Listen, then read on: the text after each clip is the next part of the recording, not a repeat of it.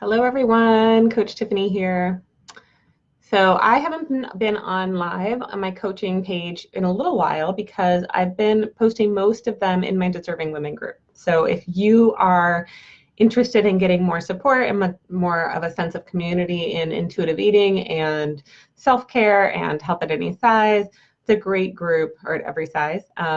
It's a great group, so consider joining. I will post a link in the comments. And I also am going to be posting these videos on my YouTube channel. So you might be finding me on the YouTube channel as well. Please, it's not called follow. What is it called? On my YouTube channel, I guess it is. Oh, subscribe. Please subscribe to my YouTube channel as well so that you get notifications when I post new videos in here. So it's confession time.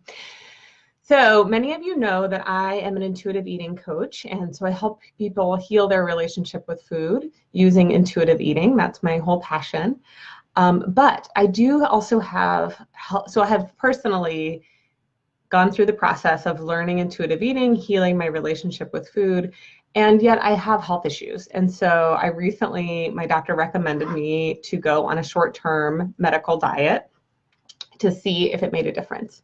And I'm not going to talk about which one because I know that will make it tempting for people. But I have a couple of autoimmune conditions. I get these pain flares, and I am sensitive to various foods. And so I have to be really careful about the nutrients I put in my body, what I choose to eat when I don't. And I can only tolerate so much play food, as we call it in intuitive eating. So much, chips and like tortilla chips, for example. I can only do a little bit of that before I start to feel the inflammation in my body. So I made the decision, eyes wide open, that this was really restrictive and it was a diet. And again, I did it under the care of my doctor. So this is the only time I recommend that someone do a diet or a restrictive eating plan, is if it's a short-term medical healing protocol that you've been advised to do for a very specific reason and for a limited period of time.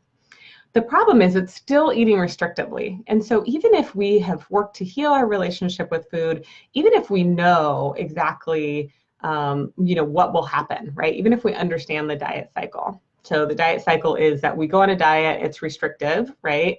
Or we're restraining ourselves from eating certain foods. We break that restraint, so we break out of that box. And then we tend to eat in a way that feels out of control, because by dieting or restricting ourselves, our body actually, we have an increased desire for food physiologically, right? So we have an increased desire for that food. It becomes a forbidden fruit. And then we're going to break out of that box and eat that food, right? And because we've been restricting, a lot of times we eat it in a way that feels out of control or doesn't feel good. And then we tend to have shame and guilt and beat ourselves up and feel bad about it. And then it's kind of false reinforcement that we can't be trusted with food. So then we feel that we need to control again and go back on a diet, right? So this is the diet cycle. So I know this stuff in and out.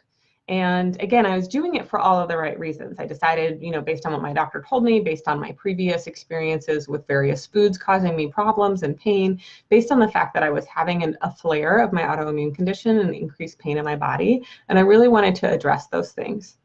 However, it was a really restrictive protocol. And so it was definitely a diet. And I didn't speak publicly about this because I wasn't really sure how I felt about it. And I really wasn't, wanting people to be like, well, if the intuitive eating coach says we should go on a diet, let's go on a diet, right?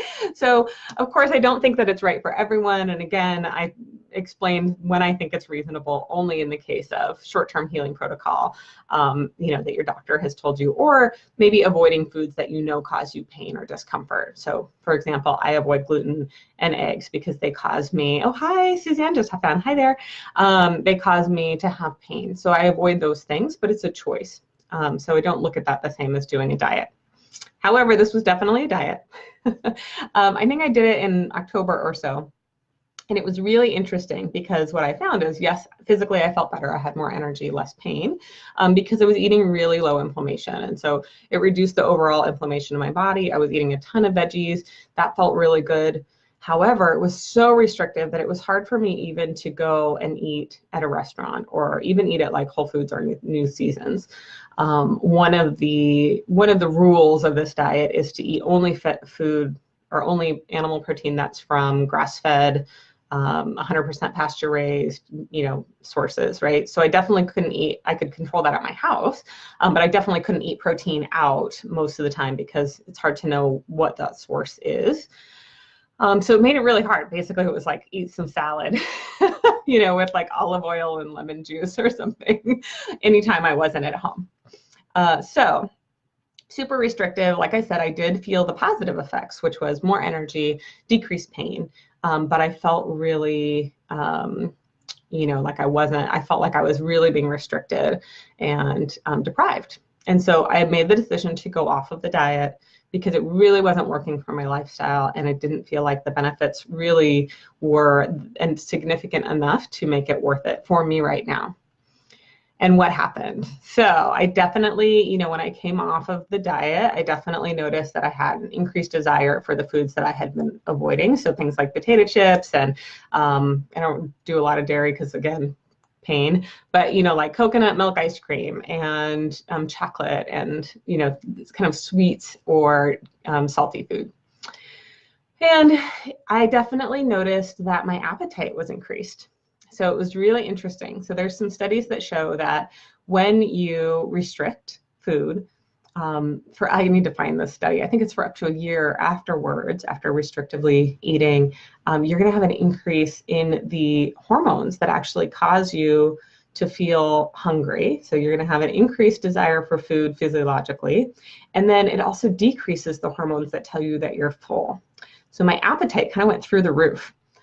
And in that short time that I was on the diet, I think I only did a couple of weeks, I definitely lost some weight. I wasn't weighing myself. I typically don't, but people were making comments and my clothes were fitting looser. So I know that I had lost weight, and I'm working on how to address it when people comment on my size, good or bad, right? But since then, my appetite has been increased. And then, of course, it was the holidays. So it was kind of the perfect storm. So I had been at a certain set point for probably a year, maintaining my weight, doing intuitive eating. I really wasn't paying attention to, what I was eating other than how did the food make me feel, and making sure that I was only eating when I was hungry and eating until I was full. If I was having times where I felt like I wanted to be comforted with food, really paying attention to what was the underlying cause, right? So basically just really eating intuitively, I was able to completely maintain my weight without any thought or effort. However, as I mentioned, when I did this diet, I rapidly dropped weight, and I actually, since then, have had an increased desire for food, an increased appetite, and have put on, today I actually weighed myself, so I put on 6 pounds from my original set point. So whatever weight I lost, I gained that back plus 6 pounds. And, it's fine. I don't associate my weight with my value and my worth anymore. But as a coach, it's definitely interesting to notice, my body's changing, and how are people going to perceive me, right? So the point of all of this is, even though I've already done all of this work to heal my relationship with food, and even though I know all of these things about our bodies and about how, these cycles, the dieting cycle, and how harmful it is, I decided to do this as an experiment, and I still had the same consequences, right? So I still had the consequences of having this increased desire for food, especially foods that I had been restricting. And I had the consequence of eating in a way that, didn't feel amazing. I didn't do a ton of like binge eating or anything like that, but it didn't feel good to just be like, I need all the potato chips and feeling like I wanted them more frequently, right? So feeling this like need for them. So that stuff didn't feel good. And it's interesting to see what happened. My body, after just a few weeks, very much responded with, oh, we're in famine. We need to increase what we eat, and we need to pack on some extra weight, right? So even if we know all of this stuff, if we do a restrictive eating protocol for whatever reason, we're still going to have the physiological response.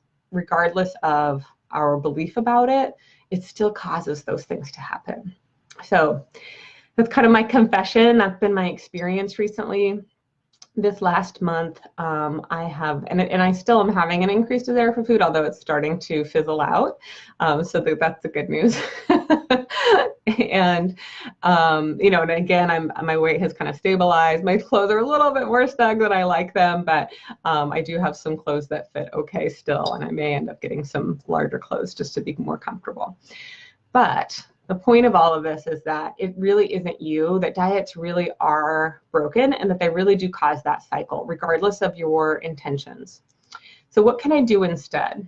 Well, what I'm doing instead now is I'm making sure that I'm getting in a ton of really good nutrients. So a lot of veggies. That's how I feel really good. So, I'm incorporating a lot more kale and cabbage and broccoli. Cruciferous vegetables in particular really make me feel good, and I enjoy them as well.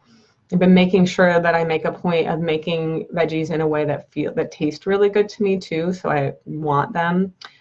So my daughter came home the other night. She's living a couple of hours away and asked me to make roasted chicken. And so I made roasted chicken and root veggies and green beans, and oh, it was delicious, right? And I just like keep thinking about the root veggies and the green beans, and so it's making it satisfying, right? So increasing the nutrition that I'm getting helps me to feel better without having to restrict those other things.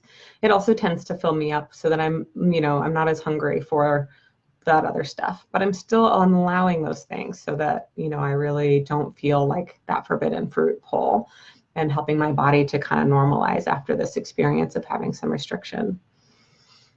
There may be times in the future where I may need to do something to help my body heal again. However, after that experience, I'm just much more leery of it, because of that cycle that happens, and because of the hormones. Your body really doesn't know why it's being restricted. You can't reason with it and tell it, oh, we're doing this on purpose. There's plenty of food in the fridge, right? Your body can't incorporate that into regulating hormones.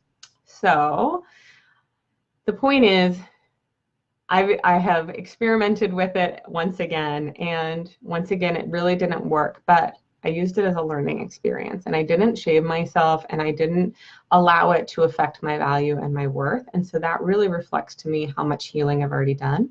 But it still isn't something that works well for me. So as I mentioned, instead, I'm doing other things to support my health and wellness. So, I go to acupuncture, I'm going to the chiropractor, I'm doing salt baths, I am taking really quality supplements, I'm eating a lot of healthy, I don't like to use that term, I'm eating a lot of highly nutrient dense foods that really make me feel good. And I'm enjoying food. So these are all things that actually improve our health. And there are a million health interventions that we can do that aren't related to controlling or restricting food. That's my focus today. And I hope that by sharing my experience, you are inspired to really listen to your body and let go of all the shoulds around food. Let's see what else. If you want, as I mentioned, if you want to get more of these types of videos from me, there's 2 ways to access them. One is in my Deserving Women group. That group is really for support around letting go of our value and our worth being tied to food or our bodies, and instead embracing intuitive eating, health at every size, and self-care, being positive with ourselves and taking care of ourselves and respecting ourselves, right? So if you want support around that, it's free. It's an awesome community. Please join. I'll put the link in the comments. The other way you can access it if Facebook groups don't call to you is through my YouTube channel, and that's just Coach Tiffany RN, and I'd love to see you guys in there. So I hope you have a wonderful day, and I'm going to keep talking about this stuff. January, I was focusing on the first principle of intuitive eating, which is to reject the diet mentality. Again, this is why I wanted to talk about my experience here. And then in February, I'm going to talk about the second one, which is honoring your hunger. So we're going to kind of each month talk about a different principle of intuitive eating, and you'll see that in my blog. You can go to my website, CoachTiffanyRN.com, and check out all my blogs about why diets don't work and how pervasive diet mentality is in our culture and why it's harmful. And then, of course, my personal experience with it. I'll be posting about that in the next little bit here too. All right. Thanks so much for being on. Have a great day.